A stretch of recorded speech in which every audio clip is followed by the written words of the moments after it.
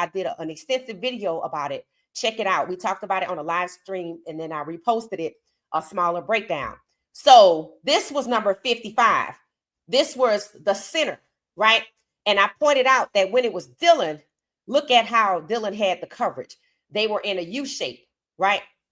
So when Dylan's fiance said that they'd rather play with Shedeur, here's the thing, right? Who is they? Who is it? This? It's not everybody in the building.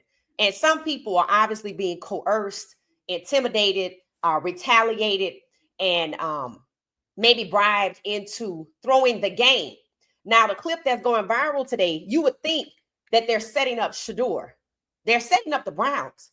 It's the Browns O lineman setting up Quinshon Judkins on a handoff from Shedeur on 4th down near the red zone. So the O linemen have been doing everything to stop Shedeur, the offense, Quinshon Judkins from advancing down the field and scoring. The O linemen. I said it was already disgusting how the Browns were doing what? Sabotaging their own quarterback. And now, because Wyatt Teller was benched and people felt like he was being done dirty, because why? Because Wyatt Teller celebrated Shedeur Sanders, right? So Wyatt Teller celebrated Shedeur Sanders. And this was, I think, the Raiders game. So that's the second game that Shedeur played.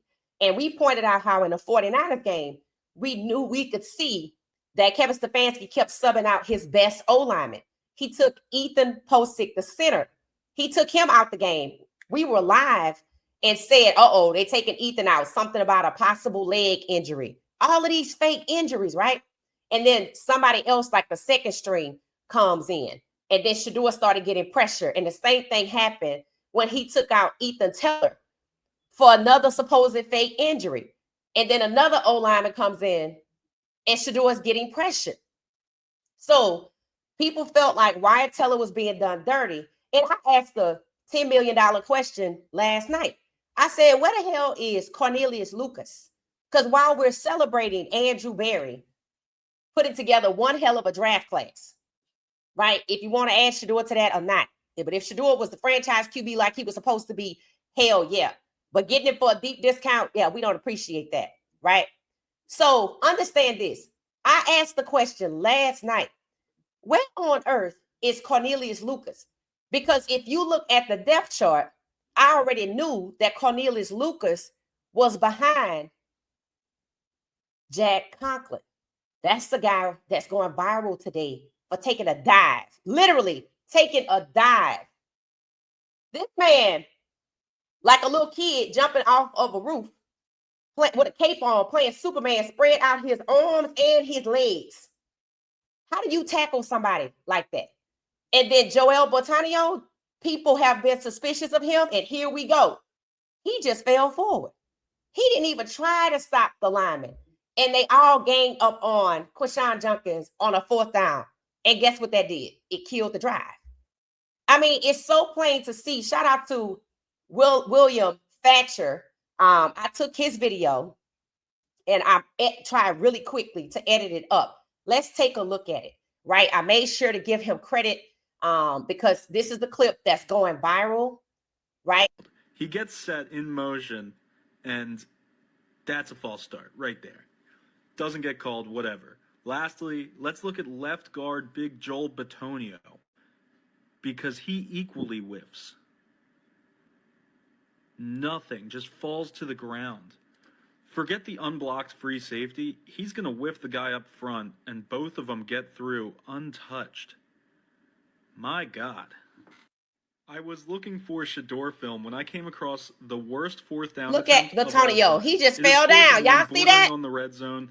And so Shedeur is handing off the Quinshon, and here come all the white jerseys. Because who told him to do this? Who told him to do this? What is that? Bitonio.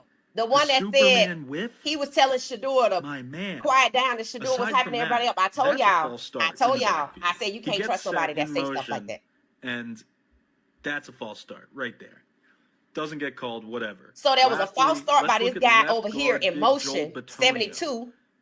because he The equally whole whiffs. damn right side of the O-line, from the left guard Nothing, just to the falls to the center ground. to 72. Forget the unblocked free safety. Conklin, He's going to whiff the all of guy them, up they front. dirty, bruh. This is crazy. This is insane. This is insane. So basically, y'all, they all just dirty. They all just dirty. Like every last one of them. They just dirty. It's like they want the team to fail. Why? Because Shedeur is the quarterback. Did they do this foolishness when Dylan was out there? And what did I say about the analyst? Now, this guy, I followed him on TikTok.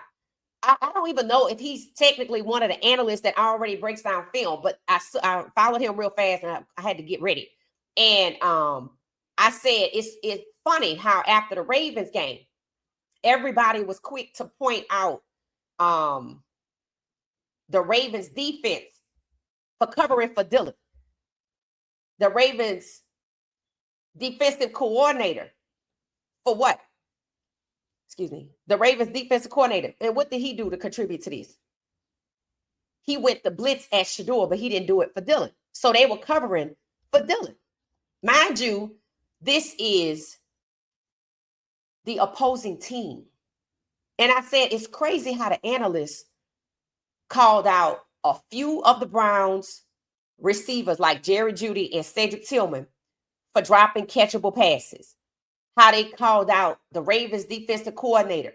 How they called out the Ravens defense. All of these people I just mentioned, aforementioned, are black.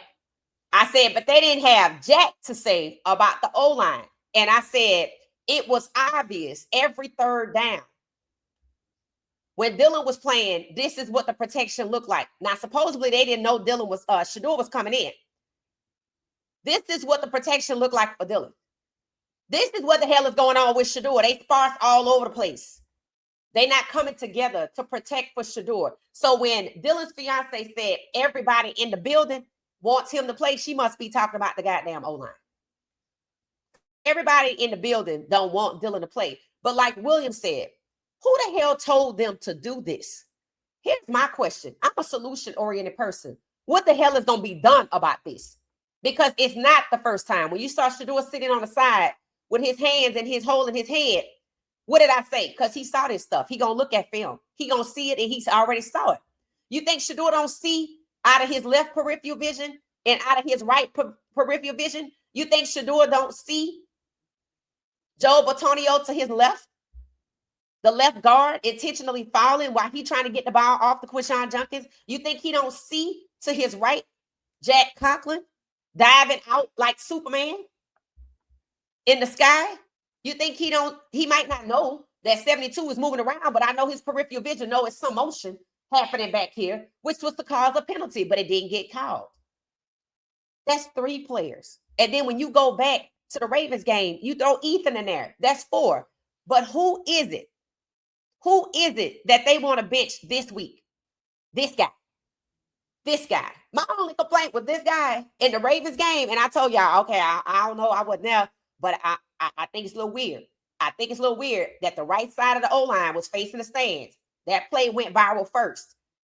And that was Ethan, the center, somebody in the middle, and Wyatt Teller and Jack Conklin. And I said, Shedeur telling you the blitz coming from the left, but y'all covering and staring at the stands.